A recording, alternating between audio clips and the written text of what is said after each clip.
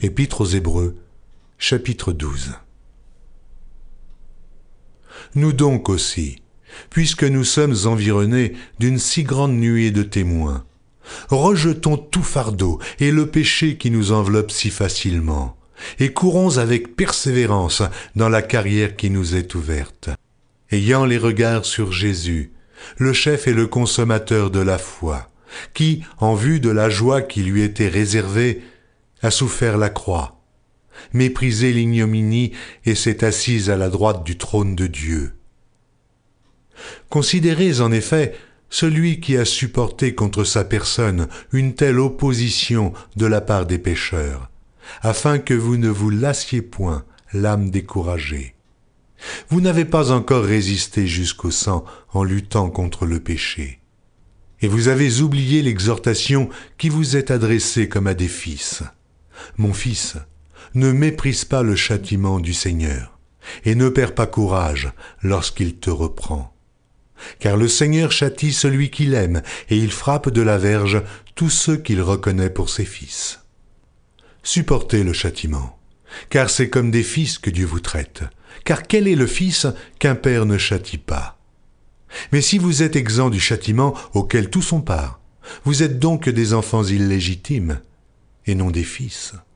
D'ailleurs, puisque nos pères, selon la chair, nous ont châtiés, et que nous les avons respectés, ne devons-nous pas, à bien plus forte raison, nous soumettre au Père des esprits pour avoir la vie?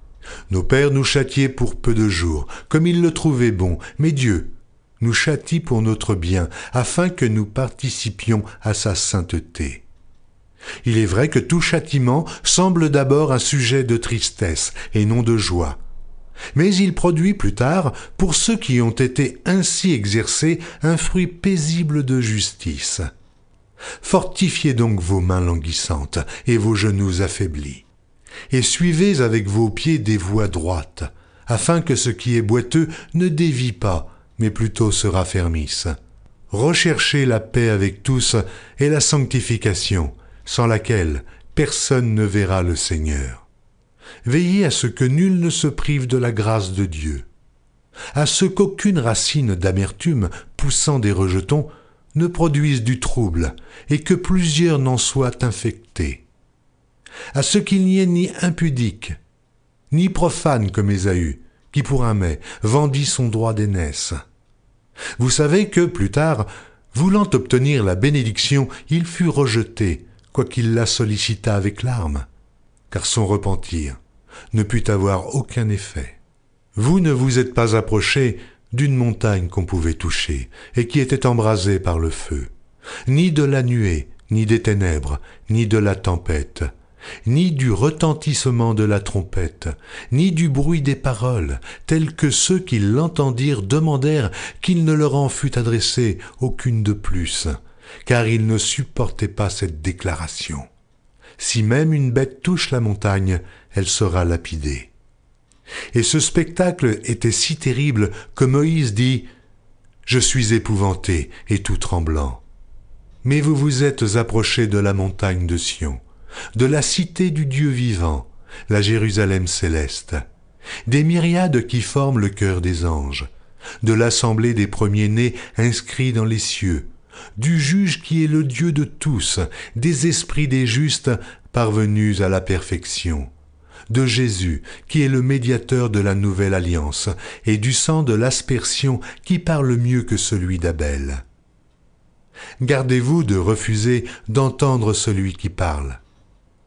Car si ceux-là n'ont pas échappé, qui refusèrent d'entendre celui qui publiait les oracles sur la terre, combien moins échapperons-nous si nous nous détournons de celui qui parle du haut des cieux, lui, dont la voix alors ébranla la terre, et qui maintenant a fait cette promesse.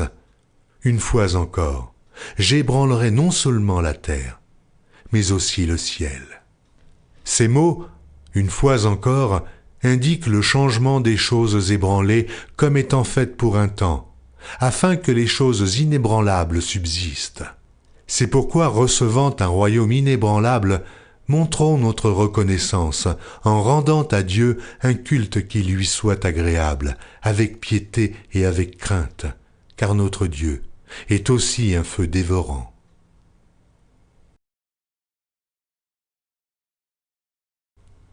Épître aux Hébreux, chapitre 13.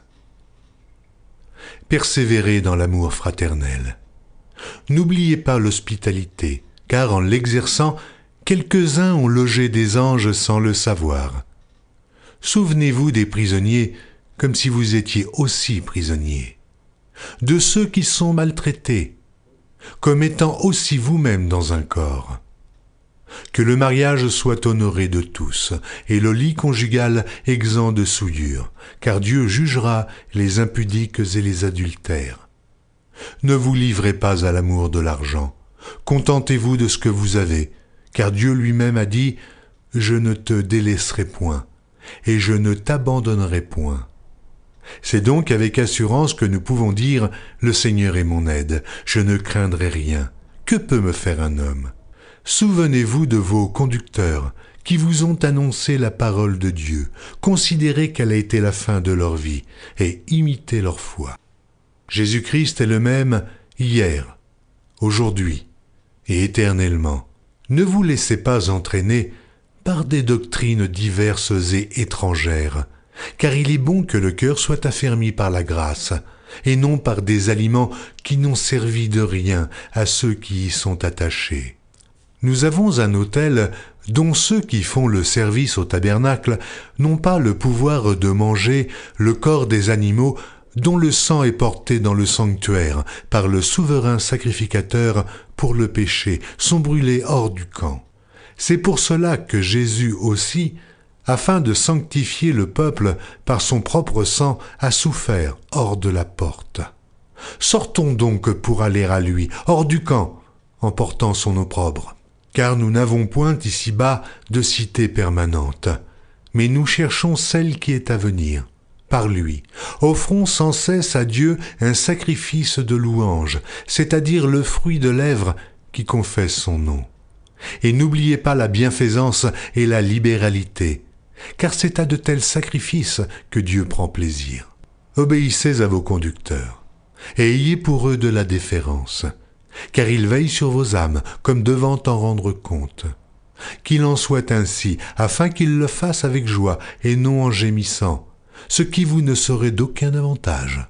Priez pour nous, car nous croyons avoir une bonne conscience, voulant en toute chose nous bien conduire. C'est avec instance que je vous demande de le faire, afin que je vous sois rendu plus tôt. Que le Dieu de paix qui a ramené d'entre les morts le grand pasteur des brebis par le sang d'une alliance éternelle, notre Seigneur Jésus, vous rende capable de toute bonne œuvre pour l'accomplissement de sa volonté, et fasse en vous ce qui lui est agréable, par Jésus-Christ, auquel soit la gloire au siècle des siècles. Amen.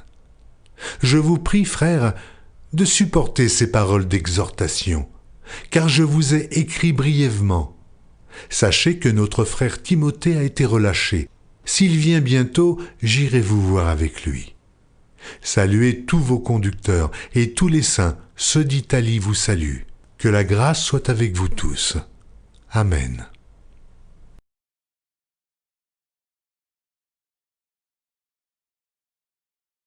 Retrouvez chaque jour sur EMCI TV une nouvelle lecture de la Bible illustrée en vidéo.